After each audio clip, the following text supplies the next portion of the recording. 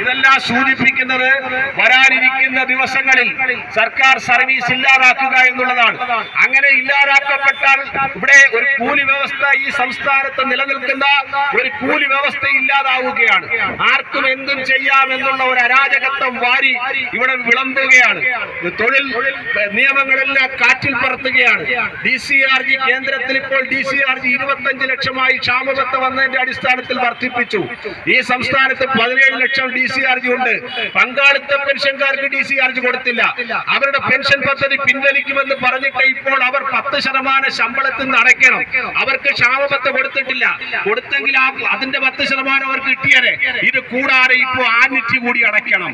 സർക്കാരിന് ഹുണ്ടിക പിരിവ് കൊടുക്കണം. ഇവിടെ ജോലി ചെയ്യുന്നതിന് പോക്കറ്റ് മണി കൊടുക്കണം. ഇത്ര നാണം കെട്ട അധപ്പതിച്ച മാനം കെട്ട പോക്കളം കെട്ട ഒരു സർക്കാർ കേരള രാഷ്ട്രീയത്തിൽ ഉണ്ടായില്ല. ഞങ്ങളുടെ ജീവൻ വെച്ചാണ് നിങ്ങൾ കളിക്കുന്നത്. ഞങ്ങളുടെ കുടുംബത്തെ വെച്ചാണ് നിങ്ങൾ കളിക്കുന്നത്. ഞങ്ങളുടെ കുട്ടികൾക്ക് അന്നം വാങ്ങേണ്ട ഞങ്ങളുടെ കഞ്ഞിയിൽ മണ്ണ് വാരിയിടാൻ ശ്രമിക്കുകയാണ്. എവിടുന്നോ വന്ന ഈ വിപത്ത് വലിയ രീതിയിൽ സംസ്ഥാനത്ത് അഭ്യസ്തവിദ്യരായ ചെറുപ്പക്കാർ, ജോലിക്ക് മത്സര പരീക്ഷ എഴുതി വന്ന ആളുകൾ, പഠിച്ചു വന്ന ആളുകൾ, അവരെ എല്ലാം ഇവിടെ നിന്ന് നിഷ്കാസനം ചെയ്യാനാണ് സർക്കാർ ശ്രമിക്കുന്നതെങ്കിൽ അതിന് കനത്ത വില കൊടുക്കേണ്ടി വരും. Kerala NG association set house സംഘടനകൾ അതിന് തീഷ്ണമായ സമരങ്ങളുമായി മുമ്പോട്ട് കടന്നു വരും.